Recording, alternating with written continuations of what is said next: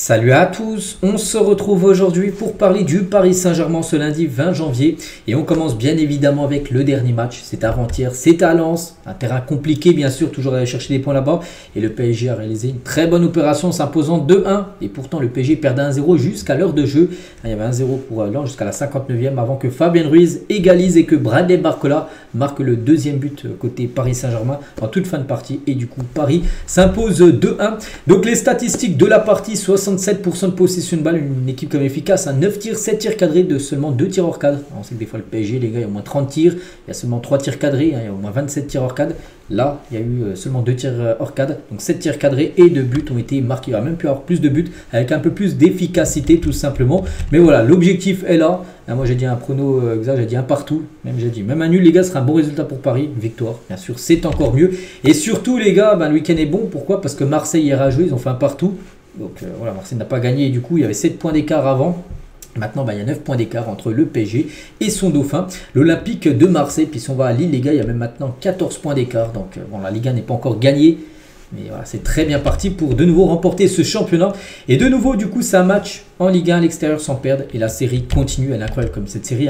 Donc le PSG reste sur 33 matchs sans défaite à l'extérieur en Ligue 1. Le prochain match, si tu ne perds pas à l'extérieur en Ligue 1, ça fera 34 matchs comme si une saison entière, tu n'avais pas perdu. Parce que maintenant, on sait qu'il y a 34 journées en Ligue 1. Donc seul l'AC Milan en 91-93, ils ont enchaîné 38 matchs d'affilée sans perdre à l'extérieur. Eux, c'était en Serie A. A connu une meilleure série en déplacement dans les 5 gros championnats en Europe. Donc voilà, c'est peut-être un record à essayer d'aller chercher, bien sûr, pour Paris. Et le PSG n'a perdu aussi aucun de ses 18 premiers matchs d'une saison en Ligue 1 pour la troisième fois après 2015-2016 et 2018-2019. Mais à chaque fois, il y a eu des défaites. Voilà, et je vous ai dit aussi ces jours précédents, moi j'aimerais que le PSG fasse une saison historique sans la moindre défaite.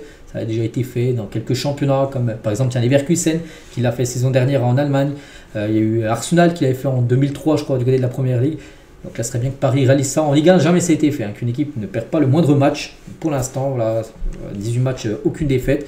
Comme j'ai dit, déjà 2 fois ça a été dans le passé, il y a eu des défaites après. On espère que là, ça soit la bonne pour Paris.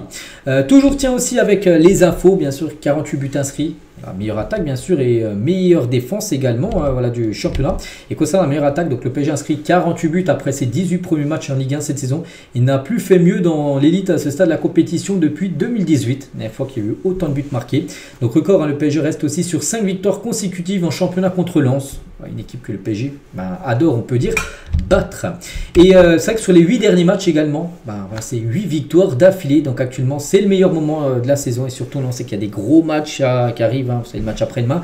Donc pour l'instant, c'est du 8 sur 8 pour le PSG sur toutes les rencontres hyper importantes ces derniers temps. On continue maintenant, on va parler de Luis Enrique, le coach.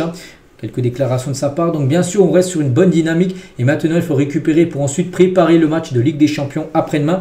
Tout le monde parle de ce match, mais il faut se reposer et rester prêt. Donc on s'est pris un but, mais on a été suffisamment efficace. L'importance du prochain match n'a pas été affectée, n'a pas affecté l'équipe, mais c'est mieux d'arriver avec une victoire que d'avoir arrivé de jeu contre City avec une défaite bien sûr. Donc nous avons profité des petits espaces, on a retourné la situation contre un bel adversaire. On sait que c'est l'équipe de Lens, c'est une équipe toujours coriace, c'était un peu un match pour préparer bien sûr la Champions League. Donc Pep Guardiola, donc son idée du football est merveilleuse, la mienne aussi, le parc nous attend. Il a parlé déjà de Pep Guardiola, un entraîneur qui connaît très bien vu qu'il est espagnol comme lui et qu'il affrontera après-demain. Barcola réalise une saison exceptionnelle, il a marqué et délivré une passe D ce soir, donc il a marqué un but et délivré une passe D en Coupe de France. Je pense qu'il réalise sa meilleure saison depuis le début de sa carrière.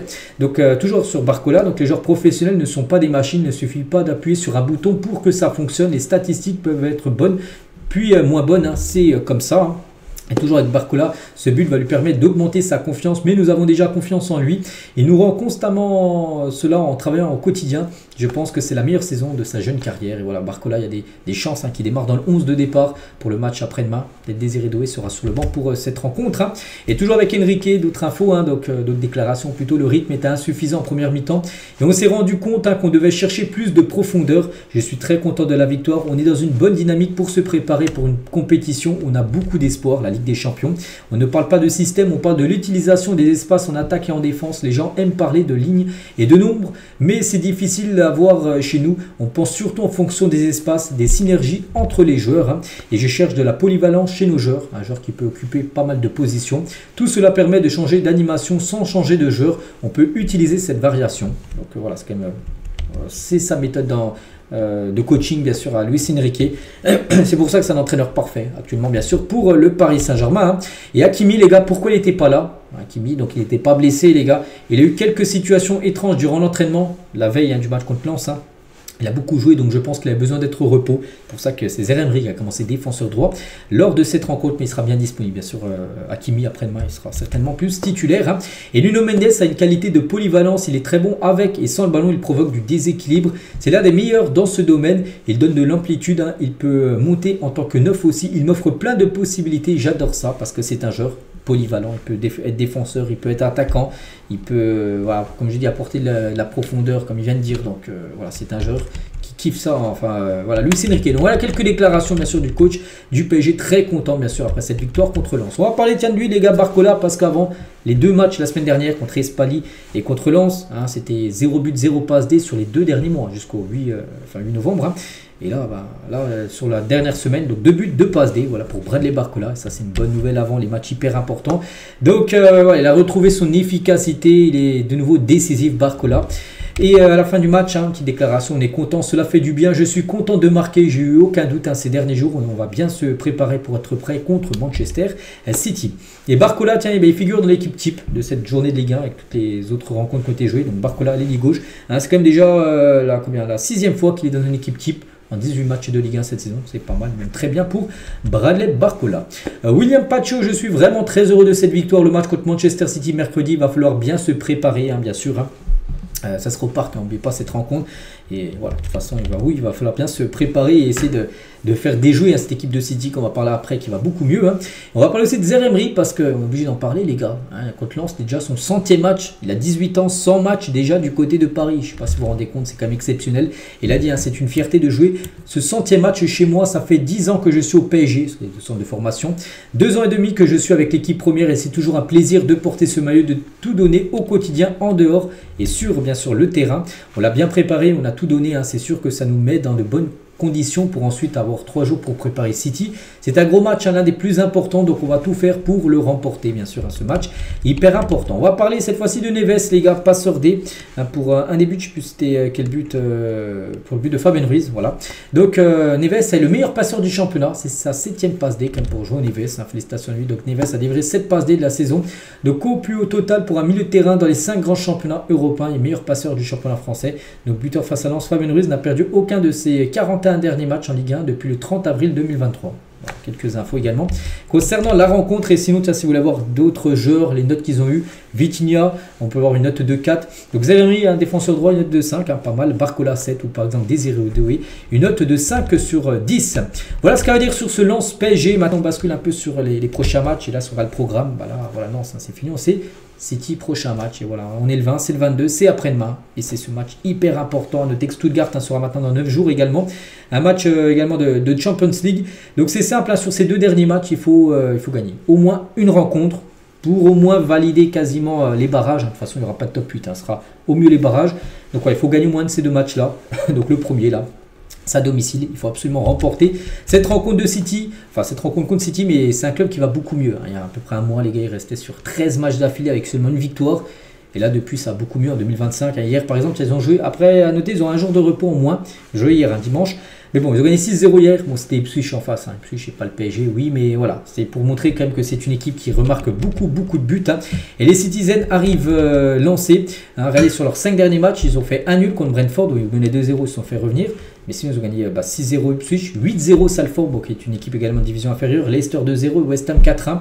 Ils ont marqué quand même pas mal de buts, ils ont marqué quand même 20 buts sur leurs 4 derniers matchs sur l'année 2025. Donc voilà, en plus avec des joueurs qu'il va falloir faire attention, comme ce genre-là, Phil Foden, qui était nul, vraiment nul depuis le début de saison. Et là, sur ce début d'année, il n'arrête pas de planter, il a encore marqué un but hier contre Ipswich. Donc voilà, aussi De Bruyne, les gars, qui a mis un triplé de passe D. Haaland aussi qui continue, qui recommence à remarquer des buts. faire attention, bien sûr. Après, tout le monde sait, hein, voilà, c'est une redoutable équipe, hein, bien sûr, c'est l'équipe de City, mais le PSG doit s'imposer. Hein. Et surtout, Paris, les gars, il y a un cas de figure que le PSG pourrait être éliminé dès cette semaine de Ligue des Champions. Ce serait terrible. Hein. Le PSG sera éliminé à la Ligue des Champions mercredi en cas de défaite contre City. Si, voilà, déjà, si tu perds contre City, et s'il y a tous ces cas de figure-là, et le PSG, même s'ils gagnent leur dernier match à Stuttgart, ça ne sera pas possible de se qualifier. Bon, je n'ai pas cité tous les cas de figure, mais vous pouvez voir, hein, bon, il y a quand même de gros espoirs que même si tu perds contre City, ce qu'on n'espère pas, tu peux toujours te qualifier voilà, après contre Stuttgart, s'il faudra absolument gagner à Stuttgart. Hein. Mais voilà, on n'essaie pas de penser à ça. Il faut déjà y aller étape par étape et battre absolument l'équipe de City. N'oubliez pas que City a 8 points en Ligue des Champions, le PSG 7. Donc eux aussi, c'est un match hyper important, bien sûr, pour l'équipe de City qui jouera après Bruges hein, la semaine prochaine. En interne, le discours tenu vise à dédramatiser les conséquences d'une potentielle élimination en Ligue des Champions. Hein, donc voilà, il y aura bien sûr de la pression, mais il faut essayer aussi de pas non plus mettre une trop grosse pression pour faire n'importe quoi lors du match. Mais c'est que c'est un match hyper important parce que tu n'as pas le droit à l'erreur. Après les mauvais résultats en phase de poule lors des 6 premiers matchs, il faut absolument gagner. Puis, mais voilà, il ne faut pas non plus mettre de la pression parce que si tu te mets trop de pression, c'est à Paris. Et ben, tu déjoues totalement complètement à côté de tes matchs. Tu as pu voir certains matchs en Ligue des Champions dans le passé. Donc voilà, il faut que ça soit dans le juste milieu. Hein. Et concernant Dembélé qui n'a pas joué, hein, parce qu'il était blessé, enfin il n'était pas blessé mais il était malade, c'est comme une blessure. Hein. Donc remis d'une grippe sévère, hein, Hakimi ménagé par précaution sont attendus à l'entraînement, hein, bien sûr aujourd'hui. Marquinhos gêné aux adducteurs a repris la course samedi avec de bonnes sensations. Il doit se tester à nouveau. Hein, bien sûr, pour voir s'il sera prêt ou non, Marquinhos, pour la rencontre. Et on finit, les gars, bien sûr, avec Kvaratskhelia. C'est bon, c'est officiel, Kvaratskhelia, depuis quelques jours, mais pas de Ligue des Champions. Peut-être qu'il y en a qui se disent, tiens, Kvaratskhelia, là, il va jouer contre City. Non, les gars, il n'a pas été enregistré hein, pour les matchs de poule. S'il peut jouer en Ligue des Champions, si c'est le PSG se qualifie après pour les barrages. À partir des 16e, nouvelle liste sera dévoilée, il sera certainement inclus dedans. Là, il pourra jouer, mais pour City et Stuttgart, hein, il ne pourra pas jouer, bien sûr.